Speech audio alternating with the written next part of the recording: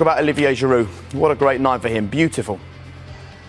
Yeah, I mean, he gave the ball away a few times. No, I'm joking. I'm joking. I thought you were serious for a second. He was out of this world, wasn't he? He was brilliant, absolutely. We said before the game, Joe and myself, how we were saying, he has to get a chance to start, you know, and that's why he is that good. He's got to play at the weekend now. He's scored 4 goals. Yeah. I'm not sure Frank would have had him penciled in to play at Leeds, but my word, what a performance. Different class. Yeah, faultless, flawless. We had a lovely montage planned for him, but Glenn said he's gobbled it up with all the goals. I can only show you his goals. He was brilliant. Do you know what? If you're an Arsenal fan sitting there at home and think, how have we let this man go? He's such a great professional, such a great player. He affects the game. And like Glenn said, I just think he's given Frank a massive headache. Now, a good headache.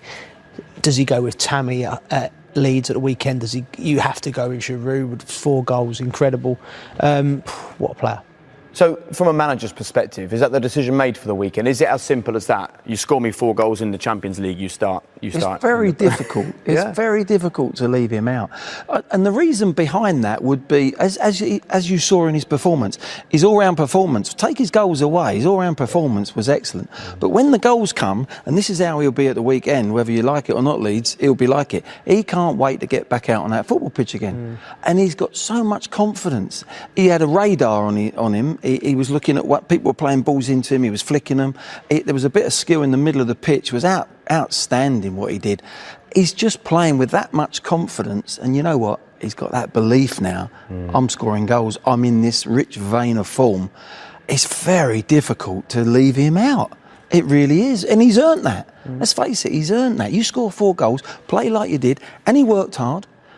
And it was a perfect hat-trick, and then he goes and gets a penalty as well. Brilliant. He was never missing the penalty, was he? We'll look at that in a moment. Go on. No, do you know, I was just saying for Frank, he can go in that dressing room and all them lads on the fringes that all did great tonight, he praised Giroud and said, look, this lad, the attitude, the application, he comes in, he gets rewards, you're playing on Saturday. And that's a message to the squad, and it keeps all the group together and let they know that you do the business, you're in the team. OK, well then, before we have a look at his goals, let's hear from him because he's with Andy May right now. Andy. Olivier, well done. Can you reflect on what was a very good night for you and for Chelsea? Well, yeah, when you win a 4-0 Champions League away game, it's always obviously a great feeling, a good performance from the team. And we are the game from the front foot. And we've been efficient at front, so yeah, it's a good night also for me because I scored 4 goals. Perfect hat-trick, right, left, head, penalty as well. Yeah, I didn't know it before last year, 2 years ago, that you called it a perfect hat-trick. When I scored against Kiev in Europa League, they told me that, and I said, "What do you mean?" And yeah, it was plus the penalty. So yeah, obviously it's good. I had good assists, so it was maybe easier to finish. The last Chelsea player to score 4 in a match was actually Frank Lampard 10 years ago. Well, it's nice.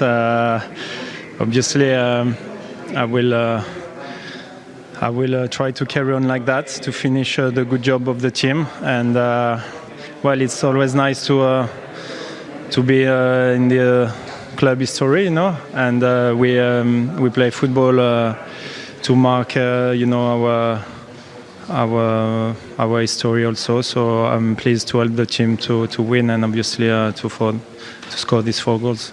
Surely you play at the weekend against Leeds. Oh no! Just let me enjoy the night and that great win, and after we will rest and we will see what's the Gaffer's plan. And when you go back, there will be fans in the stadiums again. Can you talk about how much you and the team are looking forward to that? Well, it's been a long time. We miss our fans.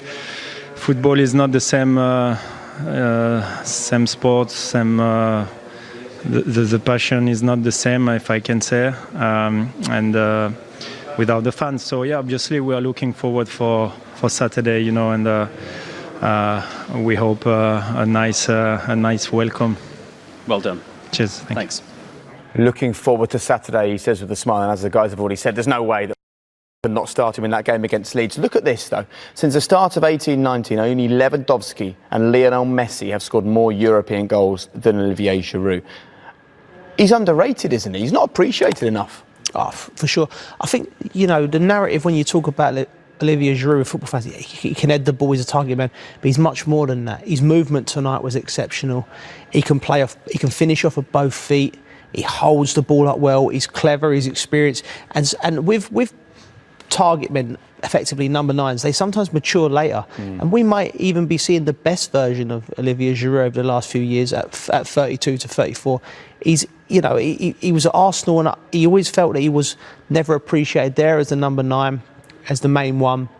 He's come to Chelsea, he's played a role, and he's done it exceptionally well, and he's winning trophies. And he's a world champion at the end of the day. And he's how many goals behind Thierry Henry for France? He's an exceptional player, and I think we've all been guilty of under appreciating him over the last 10 years. He's been playing in England.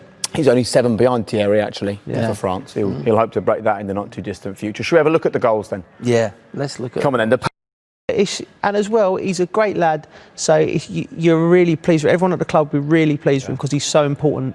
Not on the pitch, not just on the pitch, but off the pitch as well. His interview at the end, he was so humble. He didn't want to talk about the weekend like we are saying he's got to play. He tried to say, let me enjoy today and let the manager, he played it really down. He's a really good team player as well. And I tell you, even if he comes on from the bench, he is a wonderful substitute as well. So, which goes against him in many ways, but he is somebody who's a game changer when he comes on. Well, before long, we'll hear from Frank Lampard. Hopefully, Andy May will ask him what his plans are. Whether he'll reveal them or not, who knows. Let's talk then about the manager and Olivier Giroud, because we've got this situation where the Euros is on the horizon.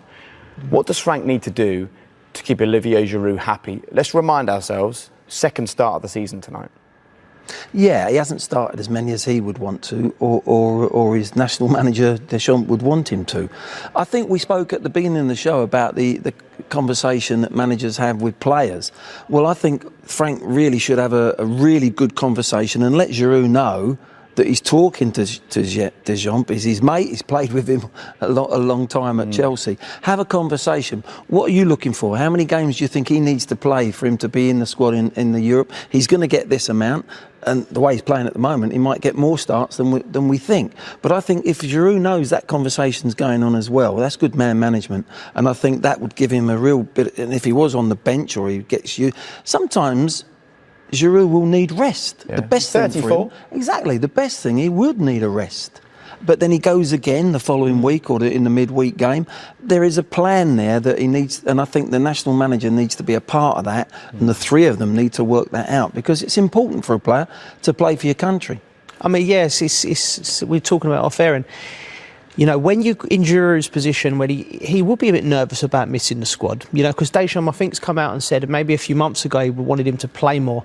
I mean, if Frank can speak to Deschamps and find out exactly, what the situation is, and Olivier Giroud's involved in that, it will help Giroud to be maybe a little bit more calm. I mean, I remember a similar thing with myself when I was in and out of the team at Chelsea, and it was the first time in many years where I was and whether I was going to be in the England squad because of, but I got myself back into the Chelsea team in April. We was going for the double at the time, and Ancelotti, who was friends with Capello, Capello gave him the nod to tell him that I was going to be gone to the World Cup. And so Ancelotti come and told me after the semi-final we played, and it just relaxed me because I as a player, when it's touch and go. I knew when I was. He just said to me, he just said, Carl, I spoke to Fabio. Tranquilo, you're going to be going to the World Cup, and how was your Italian? That was French, wasn't it? I don't know, but no, he's so what I'm saying was, them two had a relationship. Yeah. Carlo could sense I was getting nervous because although I played 30 games that season, I come back from my knee injury. It was the first time in maybe 6, 7, 8 years when an England squad we announced where I wouldn't expect to. I was touch and go. I was on the periphery. So the fact that Carlo spoke to me and he spoke to Fabio, and I knew it was in, I sort of just relaxed. What did that do for your game? Well, it made me a very happy man, and it helped me relax at the end of the season. We went on and we won the double. Yeah. I played football from then to the end of the season. I was not every game, but I think that's the way to go. That's the approach that maybe we don't know what will happen. We don't know the situation with Giroud, but it's a test for Frank. It's a good challenge for him, isn't it, Glenn? Like you said, you can only keep players happy when you play them. Frank knows that. He was a great player. He wasn't out the side a lot, but the communication is vital now. And it's great being in the studio here, speaking to Glenn, who's been in that situation, just to pick his brains and how he would have handled it with certain different players. How